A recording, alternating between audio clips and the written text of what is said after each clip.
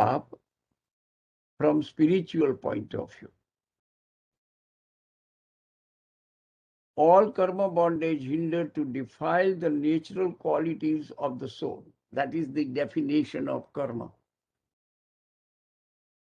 All karma bondage hinders or defile the natural qualities of the soul, because that's the function. One cannot attain liberation when karma are attached. However, in the initial stage of the spiritual progress, one needs conducive environment which is provided only by punya karma. Because if you do not have a conducive environment, suppose, just take an example, if you are born in Africa, where in such a poor places, or there is no farming, you don't have a job, you don't have anything, you don't know when your next meal comes, where would you get next meal? All your struggle will be how to exist and how to survive in this environment. Under that environment, nobody thinks about religion, or very few percentage will think. Majority, will think on a day-to-day, how can you exist? And I'm using the word exist, not luxury, nothing. How you would be able to get your next meal. In that kind of the environment, not many people will think about religion and spirituality and all these kind of the things. So, what am I saying it? You need a punya karma, which gives you healthy body, which gives you, kind of a luxury which you can use to earn more punya. So the punya karma is not like something, some of the interpretation what I see, well, it is a karma and we got to get rid of those karma. And that's why we should not be involved in a punya karma. Punya karma is a karma, there is no doubt about it. And you cannot attain liberation if there are any karma, whether it's a punya or pap karma. But only one karma hinders your liberation, and that karma is ammonia karma. Any other karma cannot stop you going to liberation. How can they not stop? Because they will be removed before your death. It's an automatic process. If a person attains Keval Jnana, that means they have already got rid of all ghati karma, but they have all types of agati karma. And all agati karma will be destroyed just before their death. So they could not, so this agati karma, which is all punya karma, and there are some pap karma, they cannot stop you to attain the liberation. Because if you are alive, if you live the life, as long as you have Ayush Karma, naturally you cannot attain liberation. Your Ayush Karma has to be complete. And you attain, then and then you can attain nirvana or liberation.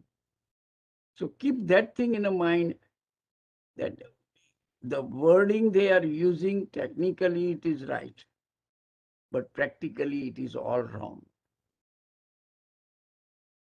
Ayush Karma is also, as long as you have Ayush Karma, you cannot attain liberation because it is one of the karma.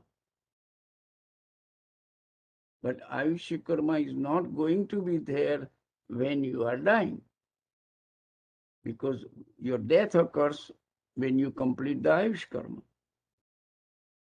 So it's kind of a, interpreter, whoever is interpreting these things does not give you complete fundamentals of it.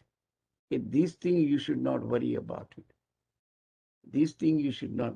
You should only worry one karma, and that is the Mohniya karma. And when we discuss about Mohniya karma, at that time I told you, this karma is the king of all karma. And once you get rid of Mohniya karma, naturally all other karma are there, but it's a powerless. They don't have any power to stop any soul attaining liberation. If soul has already removed all the Mohniya karma, then rest of the things happens automatically. So never understand that punya karma is a punya karma is a karma, and all karma hinders the soul. That's why we should not do any good activities, because that's where the punya karma is. In reality, the practical aspect of Jainism is, if you get any opportunity to help any, which you can do it, don't miss that opportunity, because you are going to acquire punya karma, granted, but that punya karma will provide you better environment to progress spiritually. Okay, if you do not have to work 24 hours a day, but basically just to feed your stomach, then you are not going to get any time or effort to progress spiritually, because you are spending all your time just for existence. But if you can have satisfaction within you, and whatever you earn, you are very satisfied with that things, then you are progressing spiritually. But no, we got an environment today, we want to make more, and more. And then you don't know, even by accumulating all these assets, how am I going to progress spiritually? You need certain minimum amount of wealth. So you got enough time to progress spiritually, help others, help everybody. That is the one is going to make you ultimately liberate. So hence, on the path of spiritual progress, first migrate our action from sinful activities to meritorious activities. That's the key. When you even think, don't think sinful activities. Think meritorious activity. That's the one key thing. With the feeling of satisfaction, accomplishments, reward, and fame, whatever it is. Even though fame and reward and everything, ultimately you have to remove it. But sometimes in the beginning or initial stage, it could help you, motivate you. Okay? these things, when I use the word, does not mean I'm saying it, no. Go ahead and no, go for fame and reward and all the famous things you do, because this is a hindrance. But it is better than sinful activities what you are doing. So from sinful activity point of view, you do good things and maybe you get some satisfaction in that action. So you do get some negative things that way, but it is lot less than thinking of meritorious activity. That is the only intent here. Then continue to do meritorious activities without any expectation. So that's the second stage what you do. You remove your karta bhav, or you remove your ego. Karta bhav is the one same thing as ego. I am knowledgeable. I am the one who is teaching everybody. All these things ultimately detrimental to you. That's why first you do the good things. Then second one, if you have any karta bhav, you remove it. Do it in that action or ego, whatever it is, that's what you remove. This way, only punya karma, which are aghati karma, will attach to the soul, but one will continue to remove past ghati karma. Because now there is no karta bhav, there is no ego, there is no monia karma. And if there is no monia karma, you are going to remove all pap karmas. Okay? With the help of punya karma, one can easily attain vitrak state. If you do not have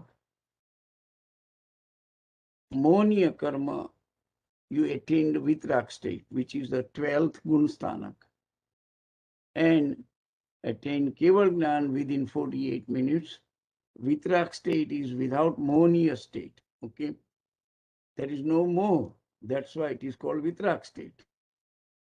And once person attains the vitrak state, within 48 minutes,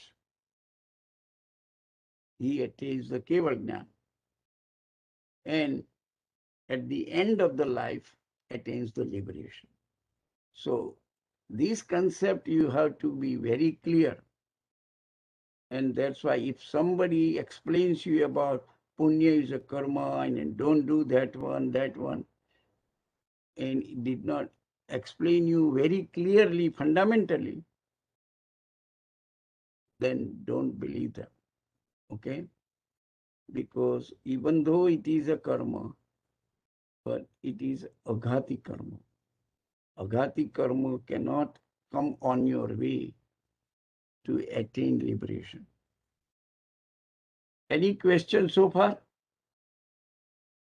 Before I go to the causes of punya and pap.